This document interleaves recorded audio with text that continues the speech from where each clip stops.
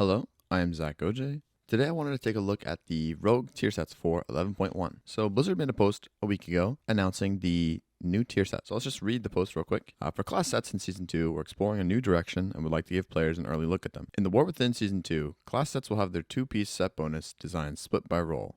Healer, tank, range damage, melee damage, and their 4-piece set bonus design split by spec. We will utilize unique keywords for each role in their 2-piece sets and then modify how each spec interacts with a keyword in their 4-piece set. These keywords will be tied thematically to our upcoming raid, Liberation of Undermine. Okay, they go into an example. I just wanted to read that top part. They then go into explaining how they want feedback and things like this. So let's just take a look at the Rogue one. So I've opened up on Wowhead, the new tier set for Rogue. So I've opened up in different tabs. Let's start with Assassination. So for Assassination's 2-piece set, your spells and abilities have a chance to activate a winning streak, increasing the damage of your Venom, Rupture, and Crimson Tempest by 3%, stacking up to 10 times. And Venom, Rupture, and Crimson Tempest have a 15% chance to remove winning streak. If you've seen all the other ones, the other tier sets, this is pretty regular. In Venom, Rupture, Crimson Tempest, these are big parts of our damage.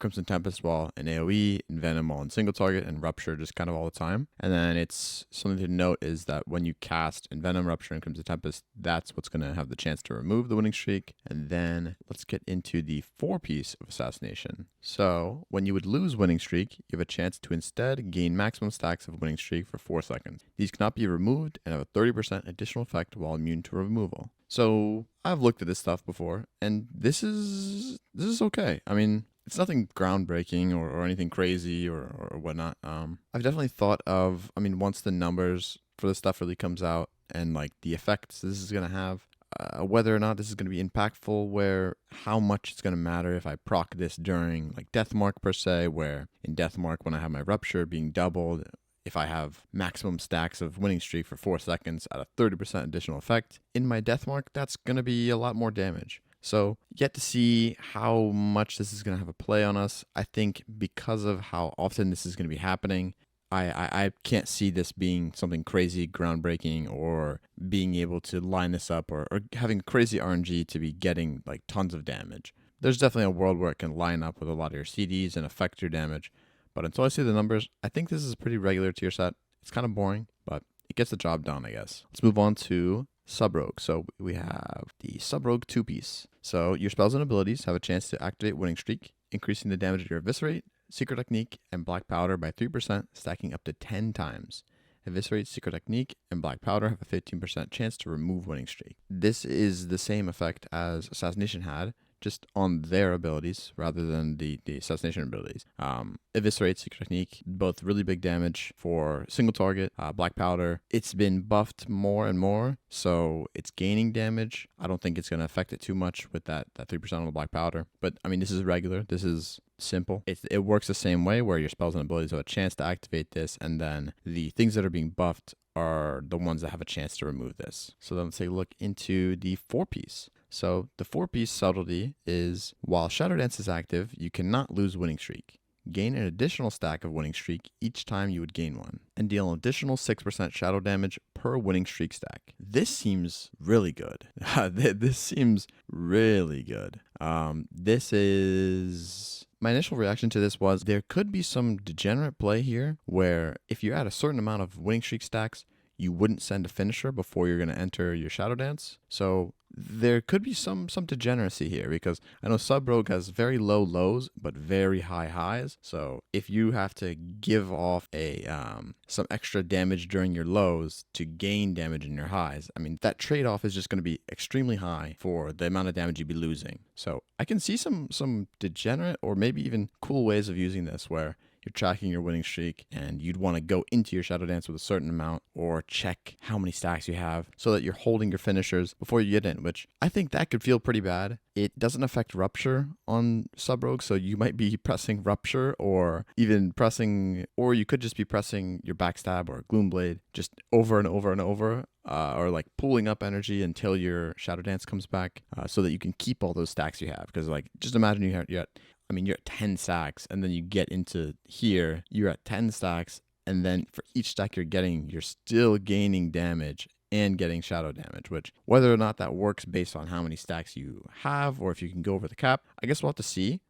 As well as, like I said, with the assassination one, there's number stuff that need to get worked out, and I'm not sure the exact impact on holding stuff and doing stuff like that. But this seems like a cool tier set. This could be a lot of fun, or it could be kind of degenerate, or it could just be completely passive and you don't really think about it. So I think I'd rank the Subtlety Rogue over the Assassination Rogue. Assassination Rogue, like I said, it's fine, it's solid, just seems a little boring, nothing to really change the gameplay. This Subtlety Rogue one might be changing gameplay. I'd hope it wouldn't be to the effect of holding damage or having to hold damage often, or maybe not even doing finishers. I think it's okay if it was just a couple of seconds before Shadow Dance is up, you're holding your winning streak stack at a certain number or higher. But if it's any like more than a couple of seconds before your Shadow Dance, I can see where that might not be fun to play. Not getting to do finishers doesn't sound like fun. You just sit there and build combo points over and over. So it seems all right. So then let's go over into Outlaw. So the Outlaw two-piece is your spells and abilities have a chance to activate a winning streak, increasing the damage of your dispatch by 6%, stacking up to 5 times. Dispatch has a 15% chance to remove winning streak. So I'm assuming this dispatch means a actual cast of dispatch rather than just damage from dispatch, because if you don't know, your crack shot is doing a dispatch as well with it. I guess let me read like the technical reading. So the wording of crack shot says that between the eyes has no cooldown and also dispatches the target for 50% of normal damage when used from stealth. So the fact that it says that it dispatches the target might mean that even between the eyes has a chance to drop off stuff. This is weird. Could be confusing. I think that's probably the most balanced way of doing it, because it seems like this is kind of weird. I'm not sure exactly the thought process behind this or how this is really going to play out. If it is applying to your between the eyes stuff, I can see this just triggering a lot, or having a chance to trigger a lot just because of how many finishers you're doing as Outlaw. I mean, but then again, this is different than the other ones where it's increasing by 6% and stacking 5 times. So it has a lower cap, but it has a higher increase per stack. So, I mean, I think it probably would just balance out to just being pretty passive on that 2-piece. So then we have the Outlaw 4-piece. So the Outlaw 4-piece is Roll the Bones has a 12% increased chance of granting additional combat enhancements and also applies 1 stack of winning streak for each combat enhancement granted. Stacks applied by Roll the Bones can exceed the normal winning streak, maximum of 5. So I guess that means you could get a 6-stack buff? Is that true? Let me just reread this real quick.